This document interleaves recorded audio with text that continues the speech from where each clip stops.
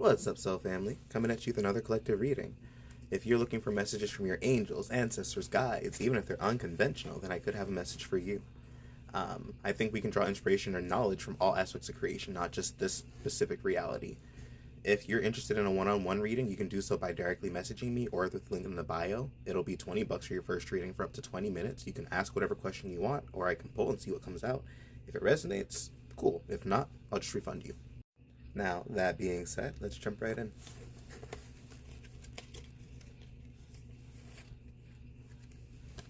Alright, I guess we'll take 4 tea leaves. So we have Wheel with indecisiveness, allowing your life to ramble aimlessly. And it's funny because I just watched the Rick and Morty episode, like, where indecisiveness, like, caused, like, all the little rifts in time. Really funny, actually. I just clearly clicked pause on that. Then we have Mountain, major challenge to overcome. Mountain Road, with you are on the road to success. And then we have Elephant, a long journey, either physically or mentally, or either physical or mental, will leave you wiser at the end. So it's already giving me the vibes of, there's this one song that's been stuck in my head. It's from The Princess and the Frog. And it's like, there's this one part in where she's singing I'm Almost There, where she says, I've crossed a mountain and I've climbed a mountain and I've crossed a river. And that's kind of like the vibes that I'm getting. It's kind of like the journey has been long. You might have gone through like a lot. And even though there have been like a lot of different challenges and stuff like that, maybe this was like the fastest path to where you had to get to. Maybe it seemed like all these things were in your way, but in reality, that was like the straightest line to get to your target, even though it felt like everything else was... Everything else except that was happening, so to speak. Maybe you felt like you're being derailed. Maybe you felt like you were not on path. Maybe you felt like all these things were pushing you off where you're supposed to be. When in reality, maybe this was the most direct path and the fastest way to get to where you wanted to get to. Something that helped me reframe how I've been thinking about the period that I'm in is what makes me think that this isn't the fastest way to get my manifestation. And ever since then, I've been trying my best not to be too frustrated with the circumstances that I'm dealing with and simply trying my best to keep my mind focused on the goal and the intentions that I have set forward. And then, yeah, there's Temperance. Temperance is the card of, like, being patient, of having to kind of, like, temper your emotions, for lack of better words. I know that's a really direct way of translating the card, but a lot of times it's really just a matter of us being patient with ourselves, being patient with the process, allowing our emotions not to become overwhelming and actually controlling them to the best of our ability. Because the more you allow yourself not to be too frustrated about circumstances, the more energy gets directed to where you want it to go. And the faster what you are trying to bring in comes your way. And it's not to say we don't need to take time to process things, that we don't need to take time to experience and figure out like what our experience meant to us and how we dealt with it emotionally. There's nothing wrong with that at all. But there's also a point in which we do need to be able to move forward to the best of our ability, and even if we are going through very difficult emotions, still moving forward in spite of that to the best of our ability. But let's see what else comes out. So then, yeah, it's funny enough, these are the cards that came out similar to last night, and I'm shuffling this entire time too. So it's like the Three of Swords and the Chariot. It's like it's been a very difficult path. It's been a very painful journey. Maybe you've gone through countless forms of heartbreak, countless things that like shattered your being. And this is like one of my favorite iterations of it, because it's like these are stones within a statue. It's like it's something that was piercing, something that was, it's like even the most, even what should be impierceable. It's like the impregnable fortress, like, you know, fell almost, like that kind of energy, like where maybe you were somebody who had a very good foundation, but you went through such difficult things that your foundation had no choice but to shatter. And I think it's been the energy of having to push yourself forward even through these difficult things. But I keep on hearing in the back of my mind for the past like couple weeks, so the past week especially, I've been hearing that song from The Princess and the Frog, like, we're almost there, like you're almost there. So sometimes it's a matter of just pushing through that last little hurdle and that last little stretch before things shift for you.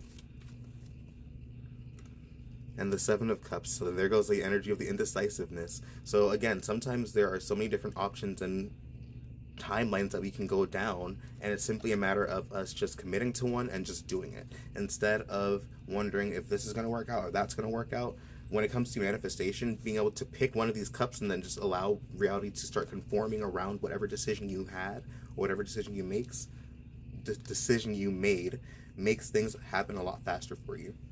So the more you, like, say you want to, you know, move across the country, then the sooner you decide that and the sooner you go all in on that, the sooner reality gets to support you. And again, it can support any and all decisions we make, even when we're in the in-between. But when you are focused, when your mind is directly geared towards what you want, then reality will, your higher mind, your own intuition, because reality and the universe isn't anything external from us. It's just an external representation of our internal state. So our intuition will guide us to what we want as soon as we make that decision. It's just a matter of trusting that once we make that choice, that those signs will pop up and that we will be able to be led to what we're trying to get to. I will forever disagree with people who say, like, oh, you either have it or you don't in manifestation, because that's simply not true.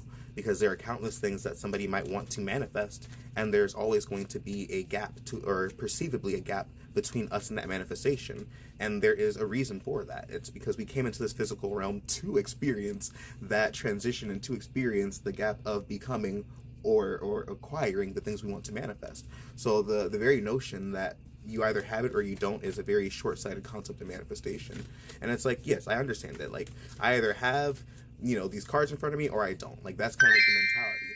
But if we're going to be very honest, I still had to order these cards. Somebody still had to make them. There's still an entire process that happened before these cards are still able to come into my hands, even if, I then ordered them. So there is still a process of becoming behind manifestation, whether anybody wants to believe it's just like you put it in a microwave process and, it's done or not. And again, when you get really advanced, I'm pretty sure some of us can just wave our fingers and then boom, money can appear. I'm not saying that that's not a possibility, but even getting to that step is a process. Because if half the coaches could do it that preached about it, then they wouldn't be making content and they'd be sitting in a whole nother universe, in a whole nother reality, just chilling, more than likely. But let me pull one more card and then we'll do the bottom of the deck. And then we have the Empress energy. So one of the things I will forever preach is investing in yourself and putting time and energy into really, like, your being and nurturing and caring for yourself. And it sometimes it can be one of those things that you don't always have to take every day and every second to get dressed up and whatever else, but I think it makes a huge difference. Like, even when I'm at home, I still wear my rings, I still do my hair, I still wear an earring, I still put perfume on, and I do it even if I'm home alone and nobody's home with me, for myself, because I personally like to feel good, and I like how I look when I do these things. I like how I feel when I do these things. And a lot of manifestation really is about, and yes, there's so many different ways to approach manifestation, but a very powerful method I'd like to state, or at least in my experience, is simply embodying the energy of what you want to become. And if you're trying to attract things in, then really taking care of yourself, really nurturing yourself, really loving yourself, and knowing that you are worthy to attract those things in, I think helps. And I think the more that you allow yourself to pour into yourself, the more that it gets to be poured back externally. It's like the more you do it for yourself, the more it gets reflected back to you. And I'm not saying that you have to, love yourself for other people to love you or anything like that. I don't ever want to put that notion off. But what I will say is it makes it so much easier when you are in the receptive mode and able to just be open to receiving things versus having a wall up and not allowing things to come your way because you feel as if you're not worthy, or this shouldn't happen, or it's a bad thing that you're then being, gifted or shown or given these things. And then last but not least, we have the Four of Pentacles. So there's the energy of maybe there are things and mentalities that we need to let go of, that we're holding on to too tightly, that are causing us to experience less than ideal things. Sometimes it's really just a matter of letting go of the bad habits so we can embrace the good things that are to come before we can start to experience the good things. And I'm not saying you have to, like, empty your closet or whatever else, but if you're holding on too tightly to a bad relationship, then that could prevent a good relationship from coming in. It's like you're so focused on the bad thing versus knowing that you deserve better and then allowing that then better experience to come into your life. But either way, peace and blessings, and I'll catch you in the next reading.